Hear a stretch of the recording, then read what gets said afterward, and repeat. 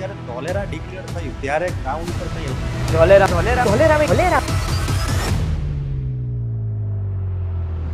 આજથી 20 વર્ષ પહેલા એ જગ્યાએ કોઈ જ જાતનું કંઈ ડેવલપમેન્ટ ત્યારે હતું નહીં. બંજર જમીન હોય, લોકોની અંદર બહુ જ નેગેટિવિટી હતી કે અહીંયા પૈસા આપણે ઇન્વેસ્ટ કરશું તો આનું શું આપણને રિટર્ન મળશે. જે ધોલેરાનો ઇન્ફ્રાસ્ટ્રક્ચરના પ્રોજેક્ટો અત્યારે બહાર નીકળીને આવેલા છે, જેમ કે expressway, airport, Tata semiconductor, renew power company, infrastructure જે બેઝ આપણો બેઝિક જોતો હોય એ આપણે એલએનટી કંપની તરફથી જે સરકારે જે ટેન્ડરો બહાર પાડી અને જ્યારે ધોલેરા એરપોર્ટ ડિક્લેર થયું ત્યારે લોકોમાં નેગેટિવિટી બહુ હતી. આ જમીન પહોંચી પડે છે, અહીંયા આગળ એરપોર્ટ શક્ય જ નથી. બહુ બધાના લોકોના મોઢે સાંભળ્યું છે.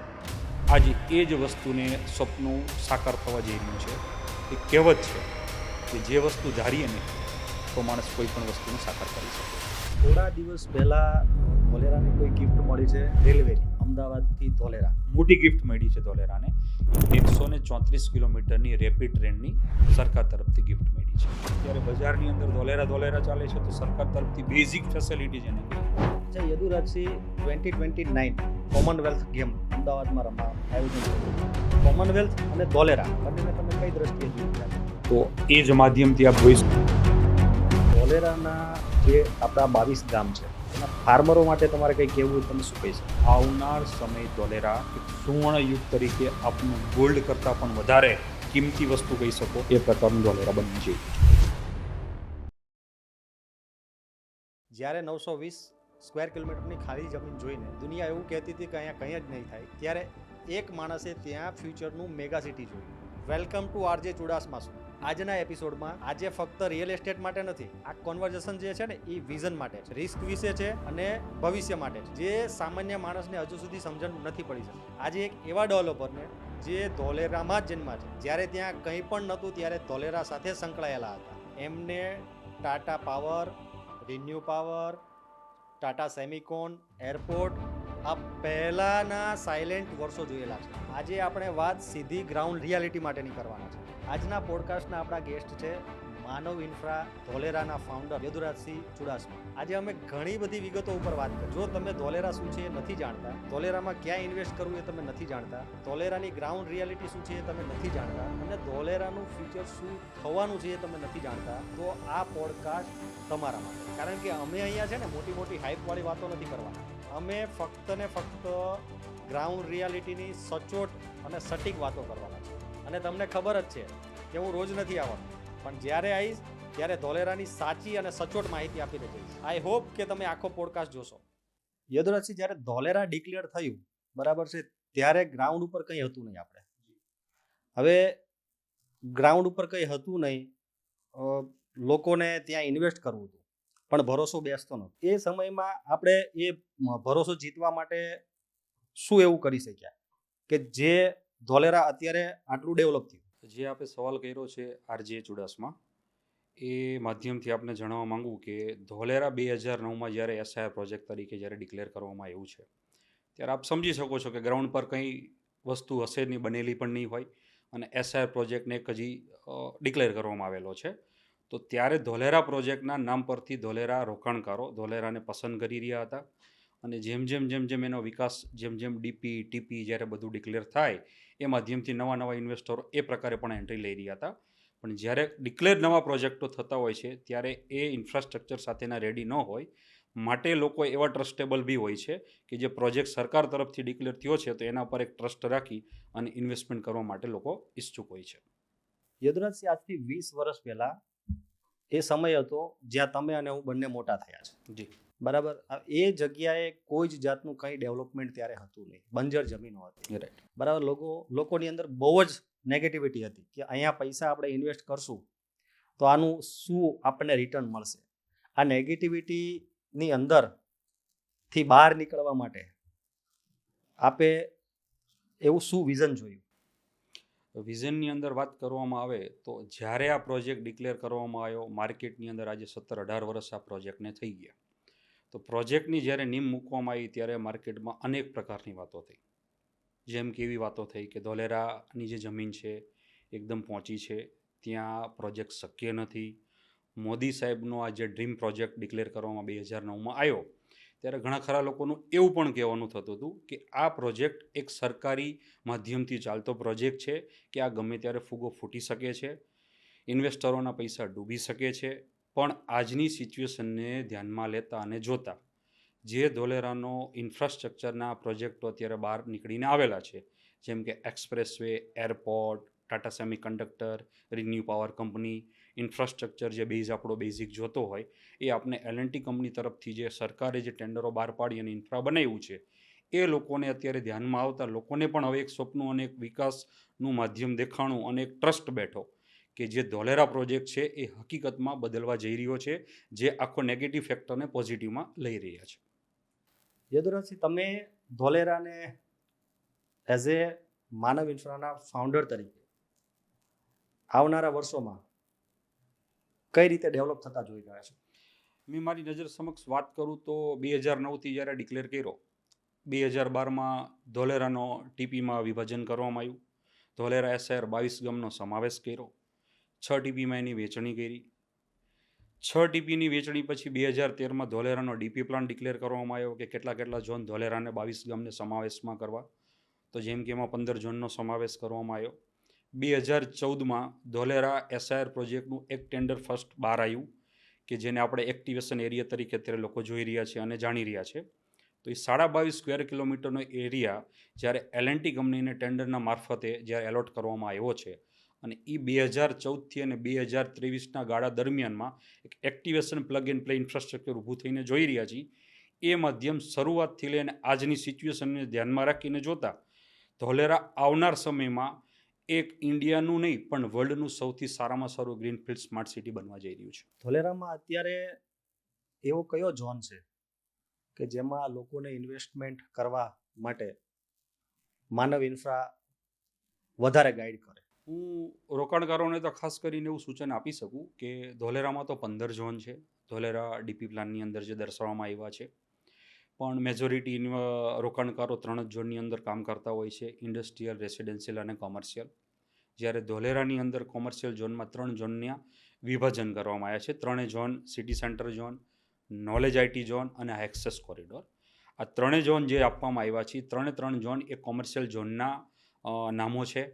જેની અંદર મારા તરફથી આપને કોઈ સજેશન કરવાની વાત કરી રહ્યો હોય તો હું એવું કહી શકું છું કે 110% આ જે લોકોની જે ડિમાન્ડ્સ છે, અમે જે ઝોનને વધારે સમજી રહ્યા છીએ એ પ્રમાણે કોમર્શિયલ ઝોન વધારે પ્રિફર કરવો જોઈએ કે જેની અંદર આજે રોકાણકારોને રોકાણ કર્યા પછી જે ઇન્વેસ્ટમેન્ટની સામે જે ગ્રોથ નીકળી રહ્યો છે એ વધારે ને વધારે કોમર્શિયલ ઝોનમાં આવી રહ્યો છે. કોમર્શિયલ ઝોનમાં ગવર્મેન્ટ ગેઝેટ તરફથી શું શક્ય છે? કોમર્શિયલ ઝોનની અંદર જે જીડીસીઆરના નોર્મ્સ પ્રમાણે જે નિયમ રાખવામાં આવ્યા છે કે એક્ઝામ્પલ તરીકે આપણે એમ કહું કે જીડીસીઆરમાં છે કે ભાઈ 55 મીટર એના અબાઉના ટાઉન પ્લાનિંગના રોડ હોય, જેની અંદર આપણી પાસે સિટી સેન્ટર, નોલેજ આઈટી અને એક્સેસ કોરિડોર ઝોનની અંદર જમીનો છે, તો આપને એના પર 150 મીટરની પરમિશન મળી રહી છે બાંધકામની, જેને કહી શકાય કે 5ની એફએસઆઈ. જે આ 3 ઝોનની અંદર પ્રોવિઝન મૂકવામાં આવ્યા છે, નોલેજ આઈટી, સિટી સેન્ટર અને એક્સેસ. જેથી કરીને ઘણા ખરા લોકોની ડિમાન્ડ્સ છે કે ભાઈ કોમર્શિયલ ઝોનમાં શું શું બનાવી શકીએ. તો જેમ કે એક્સેસ કોરિડોર છે, વન સોલ્યુશન ઝોન છે કે જેની અંદર તમામ પ્રકારની ફેસિલિટી લઈ શકો છો, અપાર્ટમેન્ટ પણ બનાવી શકો છો, વિલા પણ બનાવી શકો છો અને હોટલ્સ પણ બનાવી શકો છો. એટલે આવા ઝોનોની અંદર જ્યારે તમે ઇન્વેસ્ટમેન્ટ કરી રહ્યા છો મોટા રોડ પર, ટાઉન પ્લાનિંગના 55 મીટર એના અબાઉના રોડ પર, તો એના પરની આપની એફએસઆઈ અને બાંધકામ પરમિશનો છે એ સૌથી હાઈએસ્ટ લેવલ પર મૂકવામાં આવેલી છે. યદુરાજસિંહ, મને એક વાત સમજાવો, લિનિયર અને નોન લિનિયર આ શું છે? લિનિયર અને નોન લિનિયર એવી વસ્તુ છે કે ધોલેરા એસઆરને 6 ટીપીમાં વિભાજન કર્યું, 15 ઝોનમાં વહેંચણી કરવામાં આવી.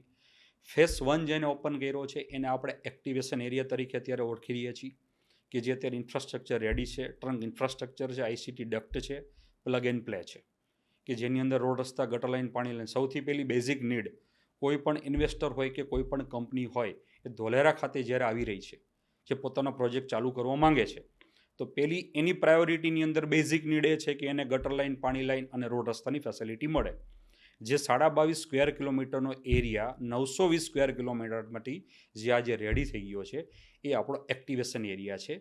એના પછીનો જે સેકન્ડ સ્ટેજ આવી રહ્યો છે કે જે આપણો અમદાવાદ અને ધોલેરા વચ્ચેનો જે એક્સપ્રેસ વે બન્યો છે, એની ડાબી અને જમણી બાજુ કિલોમીટર બંને સાઈડ, લેફ્ટ અને રાઈટ સાઈડ બંને બાજુની 1.5 કિલોમીટરની જે ટાઉન પ્લાનિંગના નવા નકશા, આ વસ્તુ લિનિયર શબ્દ કેમ કહેવામાં આવે છે, તો એની પાછળ હું જે જાણું છું કે ધોલેરા એસઆર ઓથોરિટી કે આખા ગુજરાતનું 2016માં જે પ્રમોલગેશન થયું છે, પ્રમોલગેશન 2016માં થયું, એના પછી એક નવા સર્વે નંબરોનું લિસ્ટ બન્યું, જૂના ઓલ્ડ નંબર પરથી ન્યૂ નંબર એલોટ કરવામાં આવ્યા.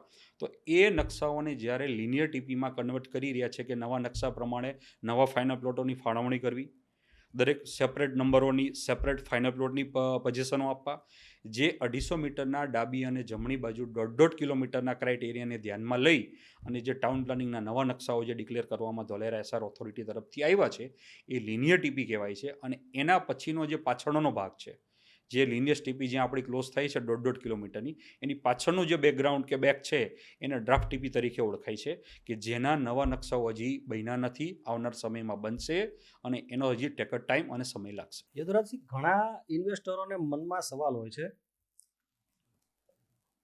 એસઆઈઆરમાં એન્ટ્રી થતા આંબલી ટીપી 1A1 અને એક્ઝિટ થતા બાવળિયારી, આ બંને વન ટાઈપ ઓફ એન્ટ્રી જ કહેવાય છે. ભાવનગર સાઈડથી આવો તો પણ એન્ટ્રી, અમદાવાદ સાઈડથી જાઓ તો પણ એન્ટ્રી. તો બંને બાજુમાં લોકો જે ઇન્વેસ્ટરો છે, બરાબર છે, એમને કંઈક ને કંઈક મિસઅન્ડરસ્ટેન્ડિંગ થઈ રહી છે. એ લોકો વધારે એપ્રોચ થાય છે Ambli side, Dholera side, Bhadiyad side. Bavaliyari side એવું તો કેમ લોકોને સમજાતું નથી? એનું મન તમે શું કહી શકો આ બાબતે? એના માટે બહુ સારો સવાલ છે. આ અમે અમારા બિઝનેસની અંદર બહુ બધી વાર ફેસ કરી ચૂક્યા છીએ. ઘણા ખરા રોકાણકારો, જેમ કે એક ઉદાહરણ તરીકે કહું કે આજે અમદાવાદથી જે રોકાણકાર ધોલેરા તરફ આવી રહ્યા છે, તો અમદાવાદથી ધોલેરા એસઆઈઆરમાં જ્યારે એન્ટ્રી લઈ રહ્યા છો તો ફર્સ્ટ વિલેજ આપણું ધોલેરા એસઆઈઆરનું આંબલી વિલેજ છે, એના પછી કાદીપુર છે. જેમ કે ભાવનગર તરફથી જે વર્ગ આવી રહ્યો છે ઇન્વેસ્ટમેન્ટનો, એ વર્ગ માટે બાવળિયારી અને હેબતપુર ફર્સ્ટ પ્રાયોરિટી છે. તો એક હું એવો મારા માધ્યમથી સમજી રહ્યો છું લોકોના જે સૂચનો પરથી, કે એક આપણી આ પર્સનલી પોતાની માઇન્ડસેટ ગેમ છે કે અમદાવાદવાળા એવું વિચારે છે કે અમે અહીંયાથી જઈએ છીએ તો અમારા માટે નજીક જે છે આંબલી અને કાદીપુર છે. ભાવનગરવાળા એવું માને છે કે અમારા તરફથી બાવળિયારી અને હેબતપુર છે. પણ હું એક ડેવલપરના નાતે અને 18 વર્ષનો મારો પોતાનો પર્સનલ અનુભવના નાતે કહી રહ્યો છું કે એક આ માનસિકતા અને આપણી અંદરની એક ગેમ છે કે જેને આપણે સમજી રહ્યા છીએ. બાકી ધોલેરાનો વિકાસ એવું નથી કે આંબળી કે કાદીપુર કે બાવળિયારી કે હેબતપુરમાં થવાનો છે. જે પણ વિસ્તારથી જે નજીક થઈ રહ્યું છે માઇન્ડસેટની ગેમથી લોકો ઇન્વેસ્ટમેન્ટ કરી રહ્યા છે.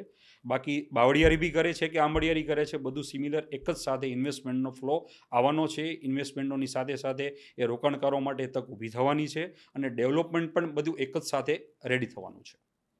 ધોલેરા છે ને એ ગ્રીનફિલ્ડ સિટી ગવર્મેન્ટ કહે છે, બરાબર છે, તમે એનું ભવિષ્ય શું જુઓ છો? ભવિષ્યની વાતની જ્યારે ચર્ચા પર આપણે બેઠા છીએ તો પહેલાં તો વસ્તુ આપને એ સમજાવીશ કે ધોલેરા એસઆઈ અને ગ્રીનફિલ્ડ સ્માર્ટ સિટી કેમ કહેવામાં આવ્યું. બહુ બધા લોકોના પ્રશ્ન છે કે આને ગ્રીનફિલ્ડ સ્માર્ટ સિટી કેમ કહે છે. તો એની પાછળના કારણો છે કે બે પ્રકારના સિટીઓ હોય, એક બ્રાઉનફિલ્ડ હોય અને ગ્રીનફિલ્ડ હોય.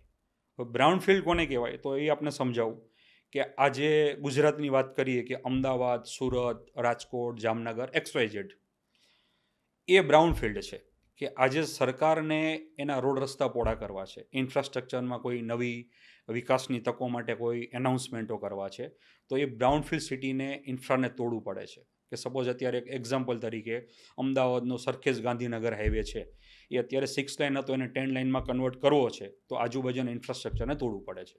તો એને બ્રાઉનફિલ્ડ કહેવાય છે કે જે પહેલેથી બનેલા છે. આ ગ્રીનફિલ્ડ શબ્દ ધોલેરાને એટલા માટે આપવામાં આવ્યો છે કે આજે આપ જોઈ શકો કે ધોલેરા જે ગામ વિલેજ છે જેના પરથી ધોલેરા એસઆઈ પ્રોજેક્ટ ચાલે છે, તો ધોલેરા જે વિલેજ છે એ ગામની વસ્તી આજની તારીખમાં 2500થી 3000 માણસની છે. કેમ તો કે એક નાનું ગામડું છે, નાના ગામડામાંથી એને આવનાર સમયની અંદર 2500 માણસની વસ્તી 25,000માં કન્વર્ટ થશે, 2500,000 માણસની જે વસ્તી છે એને 2.5 લાખમાં કન્વર્ટ થશે અને આજ સવાર કરતાં કાલ સવાર કરતાં એ 25 લાખ પર પણ આંબી જશે. તો ગ્રીનફિલ્ડ એટલે ગ્રાઉન્ડ ઝીરોને આખું નવા સિટી તરીકે ઉભરું લાવી રહ્યા છે કે ભાઈ સારામાં સારી હાઈટેક ફેસિલિટી આપવી, આ ઇન્ફ્રાસ્ટ્રક્ચરને એડવાન્સ સિટી તરીકે પ્લાનિંગ કરી રહ્યા છે. કે જેમ કે ઉદાહરણ તરીકે તમને કહું કે દુનિયાની અંદર અત્યારે 3 સ્માર્ટ સિટી છે કે વધારેમાં વધારે પબ્લિક એનાથી જાણકાર છે, દુબઈ, મલેશિયા અને સિંગાપોર. એ બધા હાઈટેક સિટી તરીકે એને નિયમ આપવામાં આવ્યા છે. કેમ કે એ દુનિયાની અંદરના પ્લગ એન્ડ પ્લેવાળા સૌથી સારામાં સારા ટ્રંક ઇન્ફ્રાસ્ટ્રક્ચર ધરાવતા હાઈટેક સિટીમાં એની નામ આવે છે. એવું જ આ મોદી સાહેબનો ડ્રીમ પ્રોજેક્ટનું જે વિઝન છે કે ધોલેરાને સારામાં સારું ભારતનું પહેલું ગ્રીનફિલ્ડ સ્માર્ટ સિટી બનાવવું, કે જેની અંદર 920 સ્ક્વેર કિલોમીટર એરિયામાં માત્ર ને માત્ર જે ધોલેરાનો વિસ્તાર બનાવવાનો છે, કે જેનો વિકાસ કરવાનો છે, એ 422 સ્ક્વેર કિલોમીટર છે. હવે લોકોના ઘણાના ક્વેશ્ચન છે કે 422 પછીના એરિયાનું શું? તો આપને જણાવવા માંગીશ કે 422 સિવાયનો જે એરિયા છે એને ગ્રીનફિલ્ડ સ્માર્ટ સિટી તરીકે જે નીમ આપવામાં આવી છે એને ડેવલપમેન્ટમાં કન્વર્ટ કરવાનો છે, કે જે ત્યાં મોટા મોટા સ્ટેડિયમો, મોટા મોટા ગાર્ડનો, મોટા મોટા લેક બનાવવાના છે. ત્યારે જ એ દરજ્જો ગ્રીનફિલ્ડ સ્માર્ટ સિટીનો ત્યાં ટકી રહેશે. એટલા માટે ગ્રીનફિલ્ડ સ્માર્ટ સિટીનું આ નીમ આપવામાં આવી છે અને ભારતનું પહેલું ગ્રીનફિલ્ડ સ્માર્ટ સિટી હશે કે જે ભારતમાં આજ દિવસ સુધી હજી બન્યું પણ નથી અને જે બનવા જઈ રહ્યું છે ધોલેરા છે. યુધરાજસિંહ, સાંભળવા એવું ઘણી જગ્યાએ મને મળે છે, ન્યૂઝપેપરમાં પણ આપણે વાંચીએ છીએ કે ગિફ્ટ સિટી સાઈડ જે ઇન્વેસ્ટરો હતા એ ધીરે ધીરે ધોલેરા તરફ ડાયવર્ટ થયા છે. શું આ સાચી વાત છે? બિલકુલ સાચી વાત છે. આની પાછળના કારણો એ છે કે બે પ્રોજેક્ટને આજે તમે જ્યારે સમજશો કે ગિફ્ટ સિટી શું છે અને ધોલેરા શું છે, ત્યારે માણસને ખ્યાલ આવશે કે ગિફ્ટ સિટી શું છે, ધોલેરા શું છે. માર્કેટમાં, મીડિયામાં ઘણી બધી વાતો થતી હોય છે કે ગિફ્ટ સિટીમાં આવું થવા જઈ રહ્યું છે, ધોલેરામાં આવું છે. લોકો પણ ઘણા બધા ગુમરાહ કરી રહ્યા હોય છે કે ધોલેરામાં તો બહુ અહીંયાથી દૂર છે, કોઈ ફેસિલિટી નથી. ઇન્ફ્રાસ્ટ્રક્ચરની વાત કરવામાં જાય તો કે ધોલેરામાં હજી સુધી આટલા વર્ષોથી વાતો ચાલે છે પણ હજી સુધી કંઈ બનાવવામાં આવ્યું નથી. જ્યારે ગિફ્ટ સિટી એક એડજોઇનિંગ ગાંધીનગર છે કે ત્યાં બધી જ ફેસિલિટી મળવાપાત્ર છે. એટલે ગિફ્ટ સિટીનો જે કરંટ અને ગિફ્ટ સિટીની જે હાઇપ ચાલી, ગિફ્ટ સિટીની વાતો ચાલી અને લોકોને જે આકર્ષીને હવે ધોલેરા તરફ આકર્ષણા છે, એની પાછળનું રીઝન બે વસ્તુને તમારે સમજવી પડશે. ગિફ્ટ સિટી એ ટોટલી કોમર્શિયલ હબ છે કે ત્યાં માત્ર ને માત્ર કોઈ પણ કંપનીની કોર્પોરેટ ઓફિસ હશે. અને વાત હોય ગિફ્ટ સિટી અને ધોલેરાની, તો પહેલી વસ્તુ આપ એ પણ સમજજો કે ગિફ્ટ સિટીનો જે એરિયા ડિક્લેર કર્યો છે કે ગિફ્ટ સિટીને બનાવવું, વિકાસ કરવો, તો એ પહેલો જ્યારે ફેઝ 1 ડિક્લેર કરવામાં આવ્યો હતો 8.8 સ્ક્વેર કિલોમીટરમાં હતો. એના પછી જે વધારે વિસ્તારને આવરી લેવામાં આવ્યો, ગિફ્ટ સિટીના એરિયાને મોટો કરવામાં આવ્યો, તો એ 15.8 સ્ક્વેર કિલોમીટરનો એરિયા છે. ટોટલ એનું 15.5 સ્ક્વેર કિલોમીટર એપ્રોક્સિમેટ એરિયા જે છે એ ગિફ્ટ સિટીને ડેવલપ કરીને કોમર્શિયલનું હબ બનાવવાનું છે. જ્યારે ધોલેરાને આજે તમે વિચારી રહ્યા છો કે પબ્લિક કેમ ધોલેરા તરફ આકર્ષાણી, તો એની પાછળના કારણો છે કે ધોલેરા 920 સ્ક્વેર કિલોમીટર છે. તમે સમજી શકો છો કે ગિફ્ટ સિટીનો એરિયા અને ધોલેરાના એરિયામાં હાથીવાડાનો ફરક છે. જ્યારે ધોલેરાનું એક્ટિવેશન એરિયા જે બનાવવામાં આવ્યું છે, એક સેમ્પલ હાઉસ તરીકે આપણે એને કહી શકીએ છીએ કે જેમ કે આપ જોઈ છે કે ઘણા બિલ્ડર્સો જે એક સ્કીમ જ્યારે લોન્ચિંગ કરે છે ત્યારે એક સેમ્પલ હાઉસ પહેલાં મૂકતા હોય છે કે ભાઈ આ સેમ્પલ હાઉસના આધારે અમે આ પ્રકારની સ્કીમો બનાવશું. એવી જ રીતે ધોલેરા 920 સ્ક્વેર કિલોમીટરમાં 22.5 22 સ્ક્વેર કિલોમીટરનો એરિયા સરકારે ડેવલપ કરી અને પ્લગ એન્ડ પ્લે માટે અત્યારે લાઈવ કરી દીધો છે. જ્યારે આખા ગિફ્ટ સિટીનો વિસ્તાર જે છે વધારીને જે 15.5ની આસપાસ કરવામાં આવ્યો છે અને ક્યાં 22.5 છે અને આ મેન્યુફેક્ચરિંગ હબ બનવા જઈ રહ્યું છે ધોલેરા. જ્યારે ગિફ્ટ સિટી એક સેગમેન્ટ એવું છે કે એક્ઝામ્પલના માધ્યમથી કહી શકું કે કોઈ પણ કંપની હશે જે ધોલેરામાં પોતાને એસ્ટાબ્લિશ મેન્યુફેક્ચરિંગ ધોલેરા કરતું હશે, પણ એનું કોર્પોરેટ હબ હશે એ ગાંધીનગરમાં હશે. તો લોકોને જ્યારે એ સમજણ પડી છે કે ગિફ્ટ સિટી એક કોમર્શિયલ હબ છે, અહીંયા ગ્રોથ થવાનો જે ચાન્સ છે એ બહુ લિમિટેડ છે. જ્યારે ધોલેરા એવી વસ્તુ છે કે ત્યાં મેન્યુફેક્ચરિંગનું હબ મોટું બનવા જઈ રહ્યું છે, એ પર્પઝથી લોકોના મન હવે ડાયવર્ટ થઈ અને ગિફ્ટ સિટીથી ધોલેરા તરફ ગયા છે. એક્ટિવેશન એરિયામાં અત્યારે ચાલુ કંપનીઓ, હયાત કંપનીઓ વિશે કઈ માહિતી આપી શકો છો? હયાત કંપનીઓની વાત કરું તો એક લિમિટેડ ડેટા હોય છે કે ગવર્મેન્ટ બી આ પ્રોજેક્ટની પાછળ ઘણા ખરા સૂચનો કયો કે ઘણું એ લોકો સસ્પેન્સ રાખી રહ્યા છે. ધોલેરા માટે ઘણી બધી કંપનીઓ આવી ચૂકી છે. હવે એવું પણ સંભળાઈ રહ્યું છે કે ધોલેરાની અંદર એક્ટિવેશન એરિયા હોય કે એક્ટિવેશન સિવાયની બીજી લિનિયર્સની ટીપી હોય એ સરકાર તરફથી ઓપન થવા જઈ રહી છે. રીઝન તો કે એટલી કંપનીઓ આવી ચૂકી છે ધોલેરા ખાતે કે હવે નવી કંપનીઓને ક્યાં બેસાડવી એ સરકાર પાસે એક્ટિવેશનમાં પૂરતી લેન્ડ ન હતી. એ માધ્યમથી સરકારે નવી ટાઉન પ્લાનિંગની ટીપીને ઓપન કરી અને સરકાર ત્યાં નવી કંપનીઓને બેસાડી શકે અને એસ્ટાબ્લિશ કરી શકે એ પર્પઝથી ગવર્મેન્ટ એને ઓપન કરી રહી છે. પણ લાઈવ કંપનીની આપ જે વાત કરી રહ્યા છો તો ધોલેરા એસઆઈઆર ખાતે અત્યારે 3-3.5 વર્ષથી રિન્યુ પાવર કંપની છે, જે સોલર પેનલ અને સોલર સેલ મેન્યુફેક્ચરિંગ યુનિટ ધરાવે છે, જે 100 એકર ધોલેરા એક્ટિવેશન એરિયામાં પથરાયેલી છે. એના પછીની મેજરમાં મેજર જે કંપનીનું જે 1.5-2 વર્ષથી આપણે માર્કેટમાં જોયું, ન્યૂઝ માધ્યમ મીડિયાથી પણ આપણે જોયું કે ધોલેરાની અંદર સૌથી ઇન્ડિયાનો પહેલા નંબરનો પ્રોજેક્ટ, ઇન્ડિયાનો પહેલા નંબરનો, કે જે ઇન્ડિયાની અંદર ભારત સરકારે સેમિકન્ડક્ટર યુનિટ 14 કંપનીઓને પરમિશનો આપેલી. એ પૈકીની પહેલા નંબરની આખા ભારતની જે કંપની છે ટાટા સેમિકન્ડક્ટર, જે ધોલેરા ખાતે બનવા જઈ રહી છે, 91,000 કરોડ રૂપિયાનું ઇન્વેસ્ટમેન્ટ છે. એ કંપની એવું કહે છે કે જ્યારે પણ એ કંપની લાઈવ થશે, સ્ટાર્ટ થશે, ત્યારે એ કંપનીનો બેઝિક સ્ટાફ 25,000 માણસનો હશે, વધીને સ્ટાફ 50,000 માણસ સુધીનો જ હશે, અને એ કંપની એપ્રોક્સિમેટ અંદાજે 2028ની આસપાસ સ્ટાર્ટ થવા જઈ રહી છે. જ્યાં બે કંપની ઓફિશિયલ વે પર સરકાર તરફથી અને ત્યાં એસ્ટાબ્લિશ થઈ ગયું છે અને મેન્યુફેક્ચરિંગ સ્ટાર્ટ થવા જઈ રહ્યા છે. યદુરાજસિંહ, તમે અને હું બંને આપણે ધોલેરામાં બાય બોર્ન મોટા થયા છે. આપણે જોયું છે આજથી 20-25 વર્ષ પહેલા વાર તહેવાર આવે ત્યારે ગામડામાં પબ્લિક દેખાતી. વાર તહેવાર પૂરા થાય એટલે તરત રોજગારી માટે સ્થળાંતર કરી દેતી. આજ યદુરાજસિંહના મંતવ્ય મુજબ અને એમના આટલા અનુભવ પ્રમાણે શું તમે માનો છો ધોલેરા આજ કેટલા લોકોને રોજીરોટી આપતું હશે? બહુ જ સારો સવાલ કર્યો છે.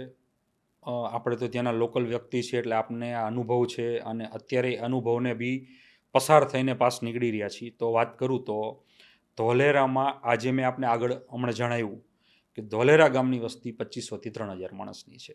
પણ આજે ધોલેરામાં જ્યારે વિકાસનો માર્ગ ખુલ્યો છે તો ધોલેરામાં એલએનટી કંપની જ્યારે પહેલો પગ મૂક્યો બેઝિક ઇન્ફ્રાસ્ટ્રક્ચર બનાવવા માટેનો, તો એલએનટી કંપનીનો સ્ટાફ 8થી 10,000 માણસનો હતો.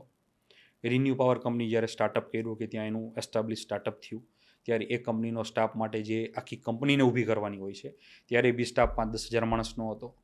આજે ટાટા જ્યારે કામ કરી રહ્યું છે, ટાટા સેમિકન્ડક્ટરના પ્રોજેક્ટને ઊભું કરી રહ્યું છે, એનો પણ આજે સ્ટાફ 10-12-15,000 માણસનો કામ કરી રહ્યો છે. જ્યારે રોજગારીની આપ વાત કરી રહ્યા છો તો ધોલેરા ગામની વસ્તી જ્યારે 2500થી 3,000 માણસની છે, તો ધોલેરાનો જે વિકાસનો માર્ગ અત્યારે જે ખુલ્યો છે, આટલી બધી કંપનીઓ ત્યાં આવી રહી છે, કંપનીઓના એસ્ટાબ્લિશ ત્યાં ચાલુ છે, તો ધોલેરા ગામમાં આજની સિચ્યુએશનને જોતા અને ધ્યાનમાં લેતા 25,000થી 30,000 લેબરો ધોલેરા એસઆઈઆર ખાતે કામ કરી રહ્યા છે. યદુરાજસિંહ, એવું પણ જાણવા મળેલું છે કે દિલ્હી, હરિયાણા, ગુડગાંવના ઇન્વેસ્ટરો ધોલેરામાં પુષ્કળ પ્રમાણમાં અત્યારે ઇન્વેસ્ટ કરી રહ્યા છે. તમને એનું ભવિષ્ય શું લાગે છે? એના ભવિષ્યની વિશેની વાત કરું તો નોર્થનું જે પબ્લિક ધોલેરા તરફ આકર્ષાય છે એ લોકો પાસે બહુ સારા સારા જવાબો છે.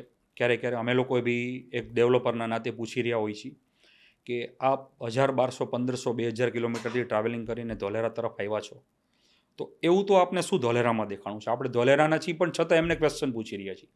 પ્રશ્ન શા માટે પૂછવામાં આવી છે કે તમે આટલું બધું સ્થળાંતર કરીને એક સ્ટેટથી બીજા સ્ટેટ તરફ આપ ઇન્વેસ્ટમેન્ટ કરો છો, રોકાણ કરો છો, તો આની પાછળના કારણોના બહુ જ સારા જવાબ એ લોકો આપે છે કે જ્યાં આંતરરાષ્ટ્રીય હવાઈ અડ્ડા બનતા હોય છે કે જેને આપણે એરપોર્ટ કહીએ છીએ, જે આપણું ધોલેરાનું બની રહ્યું છે, ઇન્ટરનેશનલ કાર્ગો અને પેસેન્જર બંને છે, એ લોકો તરફથી એવું સૂચન આવી રહ્યું છે કે અમે અમારી નજર સામે જ્યાં જ્યાં ઇન્ટરનેશનલ એરપોર્ટો બનતા જોયા છે કે નિયર બાયના એરિયામાં 50થી 100 કિલોમીટરના એરિયામાં એ વિસ્તારની શું કાયાપલટ થાય છે, એ લોકો અમે જે રિયલાઇઝ કરી ચૂક્યા છીએ એ અમે જ જાણીએ છીએ, તમે ન જાણી શકો, એવા જવાબોના માધ્યમથી આ લોકો ઇન્વેસ્ટમેન્ટ કરવા માટે કૂદકે અને ભૂસકે ધોલેરા તરફ વળ્યા છે.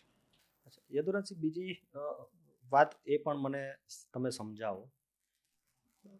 જ્યારે ધોલેરા એરપોર્ટ ડિક્લેર થયું ત્યારે લોકોમાં નેગેટિવિટી બહુ હતી. આ જમીન પહોંચી પડે છે, અહીં આગળ એરપોર્ટ શક્ય જ નથી.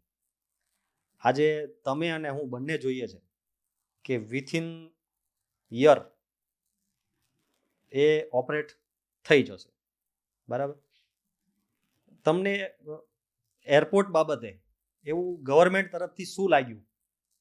એવું ગવર્મેન્ટનું કયું કામ તમને એવું આમ દેખાણું કે આજે એ એરપોર્ટ પોસિબલ થયું?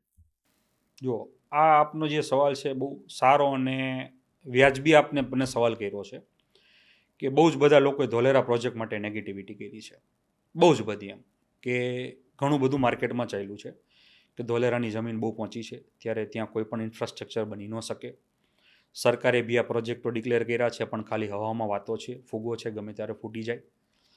આ મેં મારી નજર સમક્ષ ધોલેરા પ્રોજેક્ટનું એરપોર્ટ હોય, એક્સપ્રેસ વે હોય કે એક્ટિવેશન એરિયા હોય, મેં તો જ્યારથી શરૂઆત ધોલેરા પ્રોજેક્ટની થઈ છે ત્યારથી હું એનો પોતે એક સાક્ષી બનીને જોઈ રહ્યો છું કે ઇન્ફ્રાસ્ટ્રક્ચર કેવી રીતે ઊભું થઈ રહ્યું છે. વાત એરપોર્ટની હોય તો એરપોર્ટ આજે સરકારે ત્યાં ધોલેરાની પસંદગી કરી અને ધોલેરા એરપોર્ટ માટે એમને એક નીમ મૂકી કે એરપોર્ટ આંતરરાષ્ટ્રીય પેસેન્જર અને કાર્ગો બંને બનાવવું કે ડેવલપ કરવું. તો આજે એ વસ્તુ 2 વર્ષ પહેલાં, 3 વર્ષ પહેલાં કે 4 વર્ષ પહેલાં જ્યારે બનવા માટે સ્ટાર્ટઅપ કર્યું ત્યારે ઘણા ખરા રોકાણકારો ધોલેરામાં આવી એરપોર્ટની વિઝિટ કરી અને જોઈ, અને એવું પણ પ્રશ્નો અને જવાબો આવી રહ્યા હતા કે આ વસ્તુ શક્ય નથી અને થશે પણ નહીં. આવું બધાના લોકોના મોઢે સાંભળ્યું છે. આજે એ જ વસ્તુને સ્વપ્નું સાકાર થવા જઈ રહ્યું છે. એક કહેવત છે કે જે વસ્તુ ધારીએ ને તો માણસ કોઈ પણ વસ્તુને સાકાર કરી શકે છે. જેમાં મોદી સાહેબનો ડ્રીમ પ્રોજેક્ટ, મોદી સાહેબે વિચાર્યું કે મારે ધોલેરા સ્માર્ટ સિટીને એક હાઈટેક સિટી તરીકે બનાવવું છે. એ એમનું પોતાનું એક પર્સનલ સ્વપ્ન કે જે ભાઈ આ વસ્તુ કોઈ પણ સંજોગે, કોઈ પણ ટાસ્ક આવે, કોઈ પણ પ્રશ્નોના મારે જવાબો આપવા પડે તો આપીશ, પણ ધોલેરા પ્રોજેક્ટને પાર પાડીશ. તો આજે આપ જોઈ રહ્યા છો આપની નજર સમક્ષ કે ધોલેરા અમદાવાદ એક્સપ્રેસ 109 કિલોમીટરનો જે હાલમાં કાર્યરત છે. આવનાર વિધિન શોર્ટ ટાઈમની અંદર ધોલેરા આંતરરાષ્ટ્રીય હવાઈ અડ્ડા પણ લાઈવ થવા જઈ રહ્યું છે. ત્યારે બી પબ્લિકને ખબર પડશે કે ધોલેરા શું બનીને આવી ગયું છે. ધોલેરા પ્રોજેક્ટ આટલો ફાસ્ટ અત્યારે ચાલે છે, એના માટે સૌથી વધારે કોણ કાર્યરત છે? આપણે વાત કરીએ રાજકીય નેતા તરીકે. રાજકીય નેતા તરીકે જ્યારે વાત કરી રહ્યા છો કે આ પ્રોજેક્ટ આટલો બધો ફાસ્ટ ટ્રેક પર કેમ લેવામાં આવ્યો છે, કેમ બની રહ્યો છે, અત્યાર સુધી સ્લો ગતિએ ચાલ્યો, તો આપણી એક માનસિકતા છે. બહુ લોકોના મને આવા પ્રશ્નો આવેલા છે કે સાહેબ ધોલેરા 2009માં ડિક્લેર કરવામાં આવ્યું છે, આજે ચાલી રહ્યું છે 2026, 17 વર્ષનો એક પીરિયડ કપાઈ ગયો છે. ધોલેરા 17 વર્ષની અંદર હજી સુધી 17 કંપની પણ કેમ નથી આવી? તો સાહેબ એની પાછળનું આપણે એક કારણ સમજાવીશ કે 2009માં તો ધોલેરા ડિક્લેર કરવામાં આવ્યું હતું ત્યારે એસઆર એક્ટ બન્યો. 2012માં ધોલેરા એસઆરના 22 ગામને 6 ટીપીમાં વિભાજન કરવામાં આવ્યું ત્યારે 6 ટાઉન પ્લાનિંગના એક્ટ પ્રમાણે એને ટાઉન પ્લાનિંગના વિસ્તારો ડિક્લેર કર્યા. 2013માં એને ડીપી પ્લાન તરીકે એક ડ્રાફ્ટ પ્લાન જેને આપણે કહીએ છીએ કે કયા કયા ઝોનમાં કયા ગામને લેવા, એ પ્રમાણેનું વિસ્તરણ કરવામાં આવ્યું અને 2014માં એલએનટી કંપનીનાનો પ્રોજેક્ટનું ટેન્ડર એલોટ કરવામાં આવ્યું, જેની ડેડલાઇન હતી 2021-2020. પણ આપ જાણો છો કે દુનિયામાં એક મોટી મહામારી એક પસાર થઈ છે, ભૂતકાળમાં ગઈ છે, જે કોરોના મહામારી, જેના કારણે ધોલેરા ખાલી 2.5 વર્ષ પ્રોજેક્ટ ડીલે ચાલ્યો. હવે આ પ્રોજેક્ટ ફાસ્ટ ટ્રેક પર આવ્યો, જે આપનો પ્રશ્ન છે. તો એની પાછળ આપ સમજી શકો છો કે રાજકારણની દ્રષ્ટિએ જુઓ તો આ પ્રોજેક્ટની જે સૌથી વધારેમાં વધારે જે સ્વપ્ન વિચારીને બેઠા છે આપણા નરેન્દ્ર મોદી સાહેબ, એ આ પ્રોજેક્ટને આજે દેશના એક પ્રધાનમંત્રી તરીકે દિલ્હીની ગાદી પર ગયા છે ત્યારે જે આપણા પ્રોજેક્ટ જે ધીમી ગતિએ ચાલતો હતો ને આજે આ પ્રોજેક્ટ ફાસ્ટ ટ્રેક પર ગયો છે, તો ત્યાંથી જે આપણા ટેન્ડરો પાસ ઓન થવા, ત્યાંથી ભંડોળ આવવું, ધોલેરા એસઆઈઆર પ્રોજેક્ટને ફંડ ફાળવું, એ પ્રોજેક્ટને અત્યારે ફાસ્ટ ટ્રેક પર લઈ જવાનું રીઝન માત્ર ને માત્ર આજે કોઈને આપણે કોઈ ક્રેડિટ આપીએ કે જેમનો ડ્રીમ પ્રોજેક્ટ એ નરેન્દ્ર મોદી સાહેબ આપણા. એચએસસી ઝોનમાં ઇન્વેસ્ટમેન્ટ પુષ્કળ આવી રહ્યું છે, મને થોડું એના વિશે સમજાવશો? એચએસસી ઝોન મતલબ એક્સેસ કોરિડોર ઝોન. લોકો મારા 18 વર્ષનું ધોલેરાની કારકિર્દીના બલ્ક લેન્ડની અંદર મેં છેલ્લા 2.5 વર્ષથી એક માર્કિંગ કર્યું. તો નોર્થ તરફથી આવે કે મતલબ હિન્દુસ્તાનના કોઈ પણ ખૂણે ખાંચરેથી આવતી રોકાણકારો પબ્લિક વધારેમાં વધારે આવી અને એવો ટેગ મૂકી રહ્યા છે કે અમને એક્સેસ કોરિડોરમાં 55 મીટર પર માલ આપો. તો આની પાછળના કારણો એવા છે કે ધોલેરા એસઆઈઆરની અંદર 920 સ્ક્વેર કિલોમીટરના એરિયામાં જે 15 ઝોન મૂકવામાં આવ્યા છે, એમાં કોમર્શિયલ ઝોનનો જે એરિયા ડિક્લેર કરવામાં આવ્યો છે બહુ લિમિટેડ છે. 2.5થી 3% વચ્ચેનું પોર્શન છે કે જે એક્સેસ કોરિડોર છે. 3%ની આસપાસ નોલેજ એન્ડ આઈટી ઝોન છે અને 3%ની આસપાસ એપ્રોક્સિમેટ સિટી સેન્ટર ઝોન છે. અને એ એક્સેસ કોરિડોર ઝોન એક એવા પ્રકારનો ઝોન છે કે મેજોરિટીમાં બધી વસ્તુ આવરી જાય છે. વન સોલ્યુશન ઝોન એને કહી શકીએ છીએ. એટલે લોકોને એક મગજમાં વસ્તુ આવી ગઈ છે કે ભાઈ આ એક્સેસ કોરિડોર 55 મીટર હોય એટલે તમામ પ્રકારની વસ્તુ એમાં આવી ગઈ છે. એટલે સૌથી હાઈએસ્ટ રોકાણકારોનો ફ્લો જે છે એ આ એક્સેસ કોરિડોર તરફ આકર્ષાય. યદુરાજસિંહ, બીઇંગ અ ડેવલપર, માનવ ઇન્ફ્રાના ફાઉન્ડર તરીકે તમે ઇન્વેસ્ટરોને કઈ જગ્યાએ રોકાણ કરવા માટે વધારે સજેસ્ટ કરશો? માનવ ઇન્ફ્રાના ફાઉન્ડર તરીકે આજે આપને હું ધોલેરા મારો એક બેઝ કયો, એટલે મતલબ મારું બાપ દાદાનું કામ કયો કે જો 18 વર્ષથી કામ કરી રહ્યો છું અને મારો 18 વર્ષનો એક જે અનુભવ છે એના નાતે હું આપને જણાવવા માંગુ તો રોકાણકારોને ખાસ કરીને જો સૂચન આપું તો ધોલેરા એસઆઈઆરમાં જ રોકાણ કરવું જોઈએ. જે ગુજરાત ગવર્મેન્ટ કે ભારત ગવર્મેન્ટ તરફથી જે ધોલેરા એસઆઈઆર પ્રોજેક્ટ ડિક્લેર કરવામાં આવ્યો છે એ 22 ગામમાં ડિક્લેર કરવામાં આવ્યો છે. એટલે એ ધોલેરા એસઆઈઆરના 22 ગામની અંદર 15 ઝોનની અંદર હું દરેક ઇન્વેસ્ટરોને એક સૂચન આપું છું વારે વારે કે ધોલેરા એસઆઈઆરની અંદર ઇન્વેસ્ટમેન્ટ કરેલું તમારું ક્યારેય નિષ્ફળ નહીં જાય. અને વાત હોય કે કયા ઝોનમાં ઇન્વેસ્ટમેન્ટ કરવું તો એ હું મારા માધ્યમથી આપને જણાવવા માંગીશ કે આપ કોમર્શિયલ, રેસિડેન્શિયલ અને ઇન્ડસ્ટ્રીયલ ઝોનની અંદર ઇન્વેસ્ટમેન્ટ કરી શકો છો. રીઝન કે ધોલેરા 920 સ્ક્વેર કિલોમીટરનો જે એરિયા ધોલેરા ગુજરાત ગવર્મેન્ટ તરફથી એક પ્રોજેક્ટ જે મૂકવામાં આવ્યો છે એ જે સ્માર્ટ ઇન્ફ્રાસ્ટ્રક્ચર તમને મળવાનું છે ટાઉન પ્લાનિંગના નોર્મ્સ ડિક્લેર કરવામાં આવ્યા છે જે મુજબ એ ધોલેરા એસઆઈઆર પૂરતા જ છે.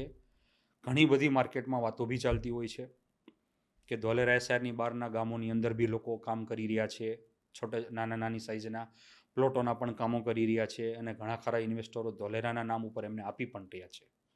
પણ એ માણસને ખબર નથી કે હું ઇન્વેસ્ટમેન્ટ કરી રહ્યો છું એ ક્યાં કરી રહ્યો છું. અમે એવું પણ નથી કહી રહ્યા કે બે પ્લોટિંગની અંદર ઇન્વેસ્ટમેન્ટ કરી રહ્યા છો એ સદંતર તમારું ખોટું છે, પણ કરી રહ્યા છો તો તમારી પાસે એટલી સમજણ હોવી જરૂરી છે કે આ ઇન્વેસ્ટમેન્ટ કરી રહ્યા છો એ ધોલેરામાં નથી કરી રહ્યા.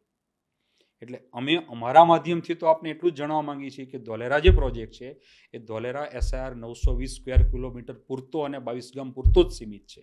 આપ એવું સમજતા હોય કે જે એક્ટિવેશન એરિયો આજે બનેલો છે એ આઉટસાઇડના 920 સ્ક્વેર કિલોમીટરની બહાર પણ બનશે અને ભવિષ્યની અંદર આ ટાઉન પ્લાનિંગમાં સમાવેશ થશે તો આ વાત હાલના તબકે સદંતર ખોટી. અચ્છા યદુરાજસિંહ, તમે મને એ સમજાવો, હાલના તબક્કામાં બાંધકામની મંજૂરી એસઆઈઆરમાં ક્યાંય મળેલી છે? ઓબ્વિયસલી આપ જે વાત કરી રહ્યા છો એ પ્રમાણે એક્ટિવેશન એરિયાની અંદર જે તે ઇન્વેસ્ટરોની, જે તે ફાર્મરોની જમીન છે જેને ફાઇનલ પ્લોટના કબજા મળી ગયા છે એ દરેક વ્યક્તિ ધોલેરા એક્ટિવેશન એરિયામાં બાંધકામ પણ કરી શકે છે અને એના કામને આગળ પણ વધારી શકે છે. આજે આપને રિસેન્ટલી કોઈ વાત કરું તો ઘણા ખરા ડેવલપર્સ છે કે જેમાંથી હમણાં 1-2 ડેવલપર્સ અમદાવાદથી છે જેમને ધોલેરા એસઆઈઆર ખાતે ઇન્ડસ્ટ્રીયલ ઝોનની અંદર પરમિશનો મળી છે, જે પોતે કોમર્શિયલ એક્ટિવિટીના બિલ્ડિંગો લાવી રહ્યા છે. આવનાર સમયમાં કોમર્શિયલ ઝોનની અંદર સ્ટુડિયો અપાર્ટમેન્ટ પણ આવી રહ્યા છે જેના પ્રોજેક્ટ માટે પ્લાન પાસ માટે મૂકેલા છે. એટલે એવું નથી કે ધોલેરાની અંદર આવી વાતો જો ચાલતી હોય કે બાંધકામ પરમિશન નથી, તો એ માત્ર પરમિશનો નથી જ્યાં ટાઉન પ્લાનિંગ હજી ડિક્લેર અને ફાઇનલ નથી થઈ. જેમ કે આપણે તમે ડ્રાફ્ટ પ્લાનની વાત કરતા હોય તો ડ્રાફ્ટ પ્લાનમાં હાલમાં પરમિશન ન મળે.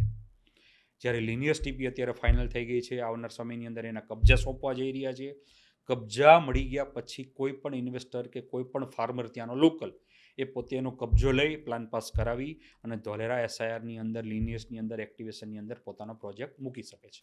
અરે યદુરાજસિંહ, બીજું પણ મેં જોયું છે કે એક્ટિવેશનમાં જ્યારે મેં વિઝિટ કરી રિસન્ટલી ત્યારે ત્યાં આગળ હોસ્પિટલ પણ આવે છે અને એનું કન્સ્ટ્રક્શનનું કામ ચાલુ છે.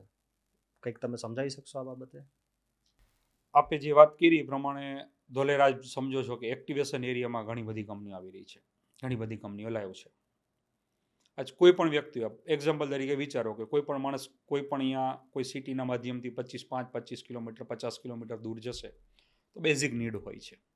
જેમ ટાટા સેમિકન્ડક્ટર બેઠું છે, રિન્યુ પાવર કંપની લાવ્યું છે. આ કંપનીઓનો જે સ્ટાફ છે એને ત્યાં ધોલેરામાં રહેવાનું છે તો એના માટે એની બેઝિક નીડ રિક્વાયરમેન્ટ છે. જેમ કે બેઝિક એટલે શું? તો કે સ્કૂલ જોઈ, હોસ્પિટલ જોઈ, ફાયર સ્ટેશન જોઈ, જમવા માટે ફૂડ કોર્ટ્સ હોય, હોટલ હોય, રેસ્ટોરન્ટ હોય, આ બધા પ્રકારની તમામ રિક્વાયરમેન્ટ આવતી હોય છે. તો એ ધ્યાનમાં લઈ આજે ધોલેરા ખાતે સ્કૂલ પણ બની રહી છે, 1-12 CBSE સ્કૂલ સુધી. હોસ્પિટલ પણ બની રહી છે, મલ્ટી સ્પેશિયાલિટી હોસ્પિટલ છે, 200 બેડ ધરાવતી હોસ્પિટલ છે. ફૂડ કોર્ટ એક બહુ સારામાં સારો એક્ટિવેશન એરિયા ખાતે કાર્યરત થવા જઈ રહ્યો છે આવનાર 2-4-6 મહિનાની અંદર, જે આ બધી બેઝિક નીડ છે. એક કંપની આવે છે, એને કંપનીના બધી રિક્વાયરમેન્ટ્સ છે કે ભાઈ આવા પ્રકારની જો સુવિધા અહીંયા હશે તો અહીંયા અમે લોકો આવવા માટે આતુરતાથી રાહ જોઈ રહ્યા છીએ કે ધોલેરા પર અમને સરકાર જમીન આપે અને અમે અમારા પ્રોજેક્ટો સ્ટાર્ટ કરીએ. આપણા પોડકાસ્ટના માધ્યમથી તમે ઇન્વેસ્ટરોને મિસ સેલિંગ, મિસ ઇન્વેસ્ટમેન્ટથી બચવા માટે કઈ રીતે ગાઈડ કરી શકો? ગાઈડ અમે એ માધ્યમથી કરી શકીએ છીએ કે તમે જ્યારે ધોલેરામાં રોકાણ કરવા માટે આવ્યા છો તો અમે તો એટલું જ ખાલી આપને જણાવીશું કે ધોલેરા શું છે એ પહેલાં દરેક વ્યક્તિ સમજે. બરોબર, અમારી પાસે ઘણા ક્લાયન્ટો છે, ઘણા રોકાણકારો છે, એ આઈને અમને એવું કહી રહ્યા છે, ઘણી બધી વાર આવે છે કે સાહેબ અમારી ધોલેરામાં જમીન છે. પણ અમે ખાલી ધોલેરા શબ્દથી ક્યારે કોઈને એવું નથી કહેતા બહુ સરસ વાત છે. અમે એવું કહીએ છીએ કે સાહેબ ધોલેરામાં જમીન છે તો કયા ગામમાં છે, કઈ ટીપીમાં છે, કયા ઝોનમાં છે, આ તમે તમામ ડિટેલ્સ અમને પ્રોવાઈડ કરો, પછી અમે તમને કહી શકીએ કે સાહેબ તમે ઇન્વેસ્ટમેન્ટ સારી જગ્યાએ કર્યું છે કે રોંગ. તો તમે જે પ્રશ્ન કર્યો છે એનો હું જવાબ આપી શકું છું કે એસઆઈઆરમાં જ ઇન્વેસ્ટમેન્ટ કરવું એ દરેક વ્યક્તિ માટે હિતાવહ છે. દરેક ઇન્વેસ્ટરોને અને રોકાણકારોને અમારું બી સૂચન છે કે જ્યારે ધોલેરામાં ઇન્વેસ્ટમેન્ટ કરો ત્યારે ધોલેરા પ્રોજેક્ટને પૂરતો સમજો અને જાણો કે આ પ્રોજેક્ટ જ્યાં ડિક્લેર કરવામાં આવ્યો છે, જેટલા વિસ્તારમાં ડિક્લેર કરવામાં આવ્યો છે અને જેટલા ગામોને અને ટીપીમાં આવરી લેવામાં આવ્યો છે, એ જ વિસ્તાર પૂરતું તમારું ઇન્વેસ્ટમેન્ટ અને તમારું રોકાણ એ હિતાવહ હશે અને આગળ જતાં તમને પ્રોફિટ આપીને અને નીકળીને જશે. કે જેમ કે તમે ધોલેરામાં બહુ બધું સાંભળ્યું હશે કે જેને 5 વર્ષ પહેલાં, 10 વર્ષ પહેલાં, 15 વર્ષ પહેલાં ઇન્વેસ્ટમેન્ટો કર્યા છે અને કોઈ રિસેન્ટલી પણ કરી રહ્યા છે. તો એ લોકોના માધ્યમથી તમે સાંભળ્યું છે કે અમે અમારું રોકાણ કર્યું, તમને આટલા ટકાનો પ્રોફિટ મળ્યો છે, આટલો ઘણો મળ્યો છે. એ માત્ર ને માત્ર જે રિટર્ન્સ આવી રહ્યા છે એ બલ્ક લેન્ડની અંદર ધોલેરા એસઆઈઆર પ્રોજેક્ટમાં. હું એવું કહી રહ્યો છું કે ધોલેરા એસઆઈઆર પ્રોજેક્ટ આજે હું મારું જે માનો ઇન્ફ્રા ટેક ચલાવી રહ્યો છું, મારા વિઝિટિંગ કાર્ડની અંદર કે મારા બિઝનેસની અંદર મારું શબ્દ સાથે ઉલ્લેખ છે કે સ્પેશિયલાઇઝેશન ઇન ધોલેરા એસઆઈઆર. હું માત્ર ને માત્ર ધોલેરા એસઆઈઆરના 22 વિલેજમાં જ કામ કરું છું અને દરેક રોકાણકારોને સૂચન આપું છું કે 22 વિલેજની અંદર તમે રોકાણ કરશો કોઈ પણ ખૂણે ખાંચરે. ડ્રાફ્ટ ટીપીમાં ચાહે લો છો તમે, ચાહે એક્ટિવેશન એરિયામાં લો છો, ચાહે તમે લિનિયર ટીપીમાં લો છો, તમારા બજેટ સેગમેન્ટ પ્રમાણે એ તમારું ઇન્વેસ્ટમેન્ટ આજે નહીં તો કાલે ઉભરીને આવશે. પણ આઉટસાઇડની અંદર જો તમને કોઈ પણ વ્યક્તિ તમને સપનાઓ દેખાડી રહ્યા છે કે તમે અહીંયા ઇન્વેસ્ટમેન્ટ કરો, આ ફ્રી ઝોન છે, અહીંયા તમે આ કરી શકો છો અને તમે લીઝ પર આપી શકો છો, તો એના માટે અમે એવું નથી કહી રહ્યા કે તમે સદંતર કોઈ પણ જગ્યાએ ફસાઈ રહ્યા છો. પણ અમે એટલું કહી રહ્યા છીએ કે આ ઇન્ફ્રાસ્ટ્રક્ચર જે મળવાનું છે એ આઉટસાઇડમાં આજે પણ નહીં મળે ને કાલે પણ નહીં મળે. તો અમે ઇન્વેસ્ટરોને એક જ ખાલી માધ્યમથી જણાવીશું કે ધોલેરા એસઆઈઆર 920 સ્ક્વેર કિલોમીટરમાં કરેલું જ તમારું ઇન્વેસ્ટમેન્ટ એ તમારા ભવિષ્યને ધ્યાનમાં લઈ અને તમારો એક સૂરજ ઉગ્યો છે એ પ્રકારે તમે ચાલો. યદુરાજસિંહ, તમારા પોતાના બિઝનેસને લઈને હું એક સવાલ તમને પૂછું, તમારે બહુ ટૂંકમાં એનો જવાબ આપવાનો છે. ધોલેરાની મોસ્ટ ટ્રસ્ટેડ બ્રાન્ડ બનવાની જે તમારી જર્ની છે માનવ ઇન્ફ્રાની, એ ટૂંકમાં તમે કઈ રીતે કહી શકો? શોર્ટકટમાં આપને જણાવવા માંગુ તો મેં આજે 18 વર્ષથી આ બિઝનેસ ચલાવી રહ્યો છું. પણ મેં મારા જીવનની અંદર ધોલેરા ગામનો હોવા છતાં મારું પ્રોપર ગામ નેટિવ જે ધોલેરા છે ત્યાંથી વતની પોતે લોકલ છું. તો મેં મારા જીવનના ઇતિહાસની અંદર આજ દિવસ સુધી ધોલેરા એસઆઈની બહાર એક પણ ટાઉન પ્લાનિંગ કે પ્લોટિંગની સ્કીમ નથી કરેલી. આજે હું એક માર્કેટની અંદર મારું નામ કમાણો છું, મારા બિઝનેસને આગળ લઈ ગયો છું. તો મેં દરેક વ્યક્તિ અને દરેક રોકાણકારોને ભલે મારા માધ્યમથી ઇન્વેસ્ટમેન્ટ કરે કે ન કરે, પણ મેં એ વ્યક્તિને સચોટ માહિતી આપી છે કે ઇન્વેસ્ટમેન્ટ ક્યાં કરશો તો તમારા માટે હિતાવહ છે, તમે ઇન્વેસ્ટમેન્ટ ક્યાં કરશો તો તમારા પૈસા ડૂબેલા છે. આ માધ્યમથી હું આજે બ્રાન્ડ બન્યો છું કે આજે આ લેવલ પર પહોંચ્યો છું કે મારી જર્નીને મેં પાસ કરી છે. તો એ માત્ર મારી ગુડવિલ અને મારી નામ અને મેં લોકોને સચોટ માહિતી આપી છે. યદુરાજસિંહ, ધોલેરાના જે આપણા 22 ગામ છે એના ફાર્મરો માટે તમારે કંઈ કહેવું હોય તમે શું કહી શકો? ધોલેરા 22 ગામના ફાર્મરો માટે મારા તરફથી કોઈ સૂચન હોય તો એવું કહી શકું છું કે આવનાર સમય ધોલેરાનો છે. ગુજરાતની અંદર કે ભારતની અંદર કયો તો માત્ર ને અત્યારે તમે ન્યૂઝમાં, મીડિયામાં, ટીવી ચેનલ માધ્યમથી આપ જોઈ રહ્યા છો કે અત્યારે ધોલેરા જ ચાલી રહ્યું છે.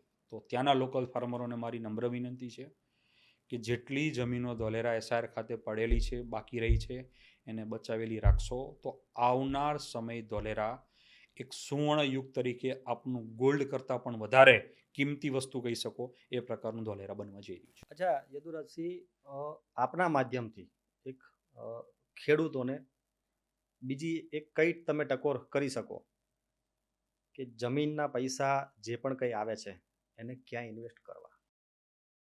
હું એવું કહી શકું કે ફાર્મરો એટલે ખેડૂતો જે જમીનો વેચી રહ્યા છે, સ્વાભાવિક વાત છે કે કોઈ એમની જરૂરિયાતો હશે. અમે સમજી શકીએ છીએ કે દરેક વ્યક્તિની કોઈ જરૂરિયાત હોય છે, પણ જરૂરિયાત શું હોય છે કે દરેક લોકોને એક ઘર હોય, કોઈને એક ગાડી જોઈ, આવી એક આપણી જીવનની પદ્ધતિ ચાલતી હોય છે. તો અમે આજે ફાર્મરો કે ખેડૂતોને એવું સૂચનો આપશું કે તમે વેચી રહ્યા છો, તમારી જરૂરિયાત પ્રમાણે વેચી રહ્યા છો, પણ વેચ્યા પછી પણ જમીનોના સારા પૈસા લીધા પછી પણ તમે ઇન્વેસ્ટમેન્ટ પ્લાનિંગ એ પ્રકારનો કરો કે જેમાં 50% તમારી લેન્ડ ધોલેરામાં જ હોય, 50% તમારું માઇન્ડસેટ ચાલી રહ્યું છે કે ભાઈ ધોલેરાની બહાર બી કરવું છે તો સારી ખેતીની જમીનો લો, સસ્તી જમીનો લો, પૈસા જમીનમાં જ નાખો.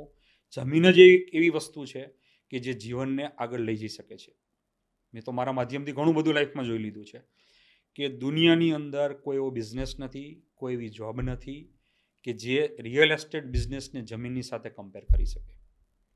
જે ખેડૂતો જમીન વેચી રહ્યા છે, જે ખેડૂતોની એક રિક્વાયરમેન્ટ છે, એની જરૂરિયાત છે એટલા માટે વેચી રહ્યા છે, તો અમે એવું કહીએ છીએ કે જરૂરિયાત સંતોષવા માટે જેટલી જરૂરિયાત છે એટલા પૂરતું તમે રાખો, ઓકે. બાકીનું જે તમારું ફંડ સ્પેરમાં પડ્યું રહે છે, જે બાકીનું વધે છે, એ ફંડને સારી જગ્યાએ ધોલેરામાં જ ઇન્વેસ્ટમેન્ટ કરો એવું અમે નિવેદનો અને સૂચનો આપી રહ્યા છીએ. અચ્છા યદુરાજસિંહ, થોડા દિવસ પહેલા ધોલેરાને કોઈ ગિફ્ટ મળી છે રેલવેની, અમદાવાદથી ધોલેરા. મને એની વિસ્તૃત માહિતી આપી શકો ખરા? આ એક પ્રોજેક્ટની અંદર બહુ ઘણા ટાઈમથી ચર્ચા ચાલી રહી હતી કે ધોલેરા પ્રોજેક્ટની અંદર બેઝિક નીડ જે આપણે હમણાં મેં આગળ વાત કરી કે દરેક કંપનીઓની હોય છે, દરેક વ્યક્તિઓની બી હોય છે. બેઝિક નીડ એટલે શું કે ભાઈ આજે કોઈ કંપની ત્યાં ધોલેરા ખાતે બેસે તો આપણે વાત કરી સ્કૂલ, હોસ્પિટલ, ફાયર સ્ટેશન, આ તો જોઈ જ, પણ લોકોને આવવા અને જવા માટે એક ટ્રાન્સપોર્ટેશન સિસ્ટમ બી હોવી જોઈએ. કે સપોઝ ધોલેરાની અંદર એ ફેસિલિટી હાલમાં કાર્યરત નથી તો અમદાવાદ, રાજકોટ, ભાવનગર, બોટાદ, સુરેન્દ્રનગરથી પણ લોકો અવર જવર કરી શકે. તો બેઝિક નીડની અંદર આપણે શું એને માનીએ છીએ કે ગણીએ છીએ તો કે એક સારા રોડ રસ્તા હોવા જોઈએ, વિમાની સેવા હોવી જોઈએ એટલે આંતરરાષ્ટ્રીય એરપોર્ટો જે હોવા જોઈએ. જે ધોલેરાની અંદર સરકાર તરફથી નવું એડ ઓન કરવામાં આવ્યું છે. આ ડિક્લેરેશન બહુ ટાઈમ પહેલાં બી આવેલું હતું, પણ ઓફિશિયલ જે ડિક્લેરેશન આવ્યું છે 5-7 દિવસ પહેલાં બહુ મોટી ગિફ્ટ મળી છે ધોલેરાને. એ 134 કિલોમીટરની રેપિડ ટ્રેનની સરકાર તરફથી ગિફ્ટ મળી છે, જે અમદાવાદથી ધોલેરા માત્ર ને માત્ર 34 મિનિટમાં પહોંચી શકાશે. આ સુવિધા મળવાના ખાતે ધોલેરા જે માર્કેટ પર જે સારી એવી અસર થવા જઈ રહી છે. અત્યારે બજારની અંદર ધોલેરા ચાલે છે તો સરકાર તરફથી બેઝિક ફેસિલિટી જેને કહીએ કે જે પ્રોજેક્ટો આવતા હોય ત્યાં રોડ રસ્તા હોવા જોઈએ, એટલે એક્સપ્રેસવેની પણ સરકાર તરફથી સિસ્ટમ મૂકી ગઈ છે, આવી ગઈ છે. હવે આવનાર સમયની અંદર આંતરરાષ્ટ્રીય હવાઈ મથક પણ ઓપન થવા જઈ રહ્યું છે. એના પછી સરકારે અત્યારે જે નવું ડિક્લેરેશન આપ્યું છે કે રેપિડ ટ્રેન, એ પણ સરકાર તરફથી આવનાર સમયની અંદર બહુ ઝડપથી એ પણ સુવિધા કાર્યરત થઈ જશે. આ તો આવું ઊંધું થયું કે આજથી 20 વર્ષ પહેલા ધોલેરાના લોકો બહાર કમાવા માટે જતા હતા.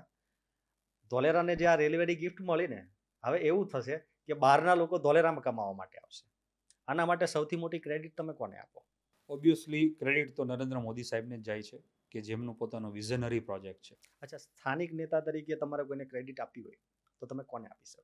સ્થાનિક નેતા તરીકે આ વિસ્તાર બંજર, આ વિસ્તારની અંદર કોઈ પણ પ્રકારની પ્રવૃત્તિ જ્યારે થતી નહોતી, કોઈ ખેતી ગયો તો અમારી વરસાદ પર આધારિત છે. વરસાદ બી આપ સમજો છો કે ભાલ વિસ્તારમાં શું આવે છે. તો આ પ્રોજેક્ટને જ્યારે એક સારી દિશા અને સારો માર્ગ જે ચીંધો છે એ આપણા વિસ્તારના લોકલાડીલા ભૂપેન્દ્રસિંહ ચુડાસમા સાહેબને જાય છે કે જે આ વિસ્તારના પોતે ધોલેરા ગામના વતની છે, એ મત વિસ્તારના પોતે લાડીલા નેતા છે. અને એ સાહેબની દીર્ઘદ્રષ્ટિ કે જે નરેન્દ્ર મોદી સાહેબને ગુજરાતના મુખ્યમંત્રી હતા ત્યારે એક માર્ગ બતાવ્યો કે સાહેબ અમારો વિસ્તાર જે છે એ બંજર વિસ્તાર છે, આની વિસ્તાર તરફ તમે થોડા વિચારજો. અને આ વિસ્તાર તરફ નરેન્દ્ર મોદી સાહેબ જે આકર્ષણ, એની પાછળના બી કારણો બહુ બધા છે કે જેમ કે આ વિસ્તાર 920 સ્ક્વેર કિલોમીટરમાં જે પ્રોજેક્ટ મૂકવામાં આવ્યો 90,370 હેક્ટરમાં, તો આજે સરકારને પણ આમાં ઘણો બધો સ્વાર્થ અને સારી વસ્તુ છે. તો જેની અંદર 35 થી 40% લેન્ડ તો સરકારની પોતાની છે. એટલે ભૂપેન્દ્રસિંહ ચુડાસમા બાપુએ જે ધોલેરા પ્રોજેક્ટને એક આંગળી ચીંધી અને મોદી સાહેબે એના ઉપર વિઝનરી પ્રોજેક્ટ મૂક્યો, તો સરકારને પણ આની પાછળ ઘણા બધા ફાયદાઓ હતા કે 35-40% લેન્ડ તો સરકારની પોતાની છે. 60-65%માં જ ફાર્મરો રહે છે, તો એમાં 50% ટાઉન પ્લાનિંગના નિયમ પ્રમાણે કપાત છે. તો સરકારને આ બિઝનેસ સારી રીતે ચલાવી શકાય કે 65-35નો રેશિયો બને 65-35નો. તો આજે ભૂપેન્દ્રસિંહ ચુડાસમા સાહેબના માધ્યમથી જ્યારે આ પ્રોજેક્ટને એક દ્રષ્ટિ બતાવવામાં આવી કે સાહેબ આ પ્રોજેક્ટ આ વિસ્તારને તમે થોડો ધ્યાનમાં લેજો, ત્યારે આ પ્રોજેક્ટ SIR ડિક્લેર થયો છે. તો બધી ક્રેડિટ ભૂપેન્દ્રસિંહ ચુડાસમા બાપુ અને નરેન્દ્ર મોદી. અચ્છા યદુરાજસિંહ, મેં ક્યાંક કોઈક જગ્યાએ વાંચેલું છે ધોલેરા પ્રોજેક્ટ જે છે બરાબર 2046 સુધી ચાલવાનો છે. 2046 સુધીમાં ધોલેરાનું ભવિષ્ય શું? બહુ જ સાચી વાત છે કે મેં આપને હમણાં જ આગળ જણાવ્યું એ પ્રમાણે કે ધોલેરા પ્રોજેક્ટ શું છે પહેલાં દરેક વ્યક્તિ સમજવો જોઈએ. ધોલેરા પ્રોજેક્ટ સમજો મીન્સ કે આ પ્રોજેક્ટ ક્યારે સ્ટાર્ટ થયો, અને આ હું નથી બોલી રહ્યો, સરકાર તરફથી જ્યારે પ્રેઝન્ટેશનો જોયેલા છે એમાં બતાવવામાં આવ્યું છે કે આ પ્રોજેક્ટની કાઉન્ટિંગ કે ગણતરી 2012-2015થી કરવામાં આવે છે, અને આ પ્રોજેક્ટની નીમ 30 વર્ષ સુધી રાખેલી છે કે 920 સ્ક્વેર કિલોમીટરને ડેવલપ 422માં કરવું, પણ એને કેટલા વર્ષમાં કરવું એની પાછળ સરકાર તરફથી 30 વર્ષની નીમ મૂકવામાં આવી છે. તો 2045-46 સુધી આ પ્રોજેક્ટ કાર્યરત રહેશે. એક હાઈટેક સ્માર્ટ સિટી તરીકે કન્વર્ટ થશે. દરેક ટીપી ધીમે સિસ્ટમ પ્રમાણે ખુલશે અને એ પ્રમાણે સરકાર એને એરિયાને આગળ ડેવલપ કરશે. યુવરાજસિંહ, સીધી સિમ્પલ અને આપણી સાદી લેંગ્વેજમાં કહું તો ધોલેરા આપણું જે છે ને એ એક યજ્ઞ ચાલે છે. આ યજ્ઞને સફળ બનાવવા માટે બીઈંગ અ ડેવલપર, માનવ ઇન્ફ્રાના ફાઉન્ડર, તમારું યોગદાન આમાં શું હશે? મારું યોગદાન તો હું બીજું તો શું કહી શકું, પણ એવું કહી શકું કે ધોલેરા પ્રોજેક્ટને આપણે ત્યાંના લોકલ વ્યક્તિ કે એક ડેવલપરના નાતે સારી રીતે બિઝનેસ કરી રહ્યા છીએ. તો સારા માધ્યમથી સારા રોકાણકારોને સાચી દિશામાં સાચું ઇન્વેસ્ટમેન્ટ કરાવી એ મારું યોગદાન હશે. કે જે યોગદાન આવી રહ્યું છે એને આપણે સારી જગ્યા પર યોગદાન કરાવરાવી અને એ આપને ભવિષ્યમાં યાદ કરે કે ભાઈ આજે RJ ચુડાસમા પ્રગતિ ગ્રુપના ફાઉન્ડર હોય કે માનવ ઇન્ફ્રાના ફાઉન્ડર યદુરાજસિંહ ચુડાસમા હોય, એ બે માધ્યમથી કે ત્રીજી વ્યક્તિના માધ્યમથી જ્યારે ધોલેરાની સાચી દિશા દર્શાવવામાં આવે, કોઈ પણ વ્યક્તિનું યોગદાન ક્યારે હોઈ શકે કે એ વ્યક્તિને તમે જ્યારે આંગળી ચીંધી ત્યારે તમે એને સાચી આંગળી ચીંધી છે. એ આપણું યોગદાન હોવું જોઈએ એવું મારું પોતાનું માનવું છે. અચ્છા યદુરાજસિંહ, 2029 કોમનવેલ્થ ગેમ અમદાવાદમાં આયોજન થઈ રહ્યું છે. કોમનવેલ્થ અને ધોલેરા બંનેને તમે કઈ દ્રષ્ટિએ જોઈ રહ્યા છો? આપ અત્યારે જે હમણાં મને આગળ એક સવાલ કરેલો કે રિસેન્ટલી હમણાં અઠવાડિયા પહેલાં બહુ સારી ગિફ્ટ મળી છે, જે રેપિડ ટ્રેનની આપણે વાત કરી, તો એ જ માધ્યમથી આપ જોઈ શકો છો ધોલેરા પ્રોજેક્ટને કે કોમનવેલ્થ અમદાવાદ ખાતે ડિક્લેર કરવામાં આવી છે. અમદાવાદ ખાતે કોમનવેલ્થ થવા જઈ રહી છે, તો એવું કહી શકીએ કે ધોલેરાને બી આનો બેઝ મળવાનો છે. અચ્છા, ધોલેરાનું યોગદાન શું હશે આમાં? ધોલેરાનું યોગદાન જે સ્માર્ટ ઇન્ફ્રાસ્ટ્રક્ચર આવનાર સમયની અંદર જે ધોલેરા વિશે આપણે વાત કરી કે ત્યાં 15 પ્રકારના ઝોન છે, જેમાં આપને કહેવામાં આવ્યું કે 920 સ્ક્વેર કિલોમીટરમાં 422 જ ડેવલપ કરવું છે, બાકી બધું ગ્રીનફિલ્ડ.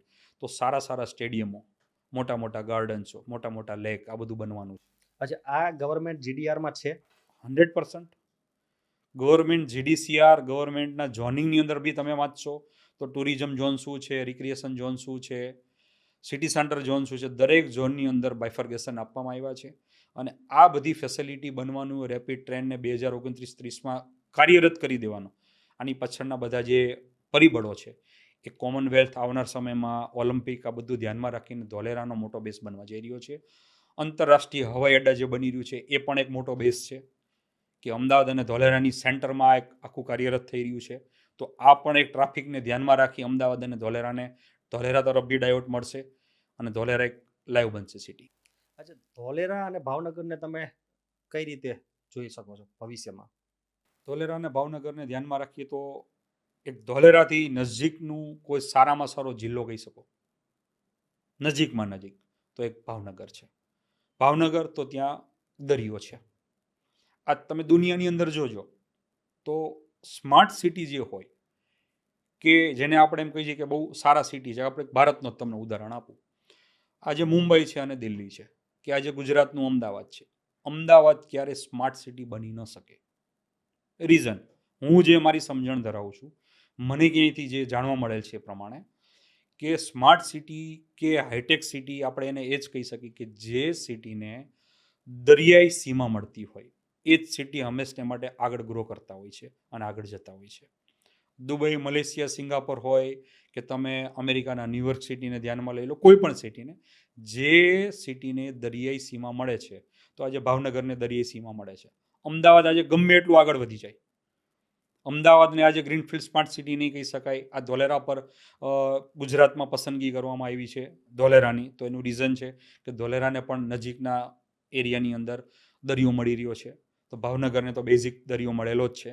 તો આવનાર સમયમાં ધોલેરાની ફેસિલિટીના આધારે ભાવનગર પણ વધારે ને વધારે ગ્રો કરી રહ્યું છે.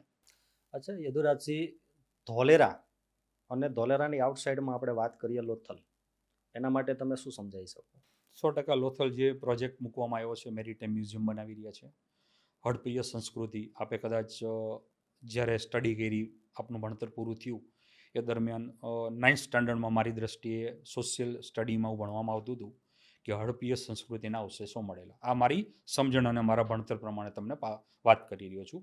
તો એ નરેન્દ્ર મોદી સાહેબની દીર્ઘદ્રષ્ટિ અને મોદી સાહેબનું વિઝન પહેલેથી જ આ છે કે જે આપણા ભૂતકાળ બની ચૂક્યા છે, કે જે લોકો ભૂલી ગયા છે. હવે એની જનરેશનને ખબર જ નથી કે હડપ્પીય સંસ્કૃતિ શું હતી, લોથલ શું હતું. લોથલ એક બંદર હતું, એ બંદર ત્યાંથી નામો નિશાન હટી ગયું. એટલે મોદી સાહેબે એને કાર્યરત કરવા માટે મેરીટાઈમ મ્યુઝિયમ બનાવી રહ્યા છે. એક ત્યાં ટુરિઝમ સ્પોટ્સ બની રહ્યો છે. આવનાર સમયમાં એ ટુરિઝમ સ્પોટ્સ પણ બહુ સારી રીતે વિકાસ પામશે. ઉદાહરણ તરીકે અત્યારે ગુજરાત ખાતે દરેક વ્યક્તિ જાણે છે કે ઇન્ડિયા ખાતે બી જાણે છે કે ગુજરાત ખાતે સ્ટેચ્યુ ઓફ યુનિટી છે. એવા જ પ્રકારનું ટુરિઝમ સ્પોટ્સ અત્યારે મેરીટાઈમ મ્યુઝિયમ બનવા જઈ રહ્યું છે. બિંગ અ ડેવલપર, મારે ઇન્વેસ્ટ કરવું છે કોઈ જગ્યાએ, તો તમે મને શું સજેસ્ટ કરશો? એસઆઈઆર બહાર કે એસઆઈઆર અંદર? મેં આપને આગળ જ એ વસ્તુ જણાવી ચૂક્યો છું કે કોઈ પણ રોકાણકારે, કોઈ પણ ઇન્વેસ્ટરે, ઇન્વેસ્ટમેન્ટ જ્યારે મગજમાં ગોલ ચાલી રહ્યો છે, ધોલેરાના નામ પર આપ આવી રહ્યા છે. હું આપને સવાલ કરી રહ્યો છું કે આપ ધોલેરામાં ઇન્વેસ્ટમેન્ટ કરવા માટે આજ આવ્યા, કે આપ રોકાણ માટે ઈચ્છુક છો, કે કયા માધ્યમથી છો? ધોલેરા પ્રોજેક્ટના માધ્યમથી કે આઉટસાઇડના માધ્યમથી? ઓબ્વિયસલી ધોલેરા પ્રોજેક્ટના માધ્યમથી. તો જે પ્રોજેક્ટના માધ્યમથી આપ ધોલેરામાં ઇન્વેસ્ટમેન્ટ કરવા માટે આવ્યા છો, તો એ પ્રોજેક્ટ તો 920 સ્ક્વેર કિલોમીટર 22 ગામમાં જ ડેવલપ થવાનો છે. તો હું આજે પણ એ જ હજી આપને ફરી રિપીટ કરીશ કે ઇન્વેસ્ટમેન્ટ કરવું છે, આપને રોકાણ કરવું છે, તો એ સારામાં સારો ઝોન, સારામાં સારો રોડ હોય અને સારી જગ્યાએ તમારું ઇન્વેસ્ટમેન્ટ હશે, એ તમને આગળના સમયમાં પૈસા કમાઈને જ રિટર્ન બેક પાછું આપશે. તો હું તમને બહાર ઇન્વેસ્ટમેન્ટ કરવા માટે આજે પણ સજેસ્ટ નહીં કરું ને કાલે પણ નહીં કરું. મને એક વાત તમે સમજાવો, સ્પોર્ટ ટુરિઝમ ઝોન જે છે એ ગવર્મેન્ટ જીડીસીઆરમાં શું મતલબ એનો કઈ રીતે બાયફર્કેશન આપેલું છે? જો જીડીસીઆરના નોર્મ્સ પ્રમાણે આપણે વાત કરીએ તો ટુરિઝમ ઝોન હોય કે રિક્રિએશન ઝોન હોય, આ ઝોનની અંદર જીડીસીઆરમાં ક્લિયર શબ્દમાં લખવામાં આવ્યું છે કે ટુરિઝમ ઝોન, જે સીઆરઝેડ ઝોન છે આપણો દરિયાઈ પટ્ટી તરફનો, એ સીઆરઝેડ ઝોનની બાઉન્ડ્રી પર ટુરિઝમ ઝોન વિકસાવવાનો છે. ટુરિઝમ શબ્દથી આપ વાકેફ છો કે ટુરિઝમ એટલે ત્યાં હોટલ, રિસોર્ટો બને, પણ એના નીતિ અને નિયમો પ્રમાણે ટુરિઝમ ઝોનની અંદર જે વસ્તુ મૂકવામાં આવી છે કે જેની પરમિશનો લેવી પડશે, એ પરમિશનના માધ્યમથી જ આગળ આપ વિકાસ કરી શકશો, કોઈ પ્રોજેક્ટ લાવી શકશો. જ્યારે રિક્રિએશન ઝોનની વાત કરો તો રિક્રિએશન ઝોનની અંદર ઓડિટોરિયમ લખેલા છે, સારા આપણે જેને કહીએ છીએ કે ઉદાહરણ તરીકે ગેમ ઝોનો, આવા પ્રકારની ફેસિલિટી તમે લઈ શકો છો. કોઈ એવું સમજતું હોય કે રિક્રિએશન ઝોનની અંદર કોઈ કોમર્શિયલ એક્ટિવિટી થાય છે, તો એ ખોટી વાત છે. અચ્છા યદુરાજસિંહ, ટુરિઝમ સ્પોટ્સ ઝોન જે સાઈડ આપેલો છે મહાદેવપરા ગામ, ત્યાં આગળ ટાટાનું બહુ મોટું કંઈક યુનિટ ચાલુ છે, એ મને વિસ્તૃત માહિતી આપી શકો ખરા? મહાદેવપરા ગામ ખાતે સીઆરઝેડ ઝોન, જે મોસ્ટ ઓફ લેન્ડ્સ સરકારી લેન્ડ્સ છે, સરકારની પોતાની લેન્ડ છે, ત્યાં 400 મેગાવોટ સોલર પ્રોજેક્ટ 2021થી કાર્યરત છે ટાટા કંપનીનો. જે ત્યાંથી પાવર જનરેટ કરીને જેટકો સબસ્ટેશનને પાસ ઓન કરે છે અને જેટકો સબસ્ટેશન ટોરેન્ટ પાવરને વીજળી આપે છે. ધોલેરા એસઆઈઆર ખાતે એક્ટિવેશન અને ધોલેરા એસઆઈઆરને વીજળી જે પૂરી પાડશે એ ટોરેન્ટ પાવર કંપની છે. એટલે આ બધી જે પહેલી નીડ છે કે ઇલેક્ટ્રિસિટી જોઈ, બેઝિક ઇન્ફ્રાસ્ટ્રક્ચર માટે જે 24 કલાક પાવર જોઈ. યદુરાજસિંહ, તમારી વાત કાપું છું. આ તો પહેલા જેવું થયું ને કે આજથી 20 વર્ષ પહેલા આપણે વીજળી માટે રાહ જોતા કે ક્યારે લાઇટ આવશે, ક્યારે લાઇટ આવશે, ક્યારે લાઇટ આવશે. 15 દિવસ સુધી, મહિના સુધી આપણા ગામડાઓમાં, ધોલેરાના આજુબાજુના ગામડાઓમાં મહિના સુધી લાઇટો આવતી નથી. આજે એ જ ધોલેરા જે છે આખા ગુજરાતને પાવર સપ્લાય કરે છે. એ રીઝન છે ને, મેં આપને સમજાવ્યું ને કે આ દીર્ઘદ્રષ્ટિ મોદી સાહેબની છે કે જે ધોલેરા વિસ્તાર પાણી અને વીજળી માટે વલખા મારી રહ્યું હતું, એ જ ધોલેરા વિસ્તારને સાહેબે પરિવર્તિત કરી 24 કલાક વીજળી અને 24 કલાક પાણી મળી રહે એ પર્પઝથી ધોલેરા આજે ડેવલપ થઈ. અરે યુવરાજસિંહ, ધોલેરા વિશે તમે બહુ વિસ્તૃત અને બહુ જ કામની માહિતી આપી છે.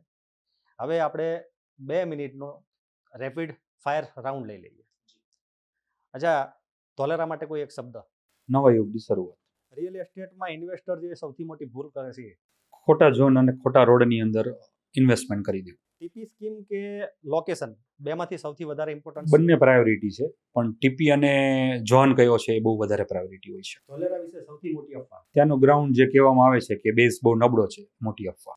અચ્છા યદુરાજસિંહ, હું ધોલેરાની અનફિલ્ટર સ્ટોરી જે ચાલુ કરી રહ્યો હતો, એમાં પહેલા ગેસ્ટ તરીકે માનવ ઇન્ફ્રાના ફાઉન્ડર યદુરાજસિંહ ચુડાસમા તરીકે જે તમે આવ્યા છો, બરાબર છે?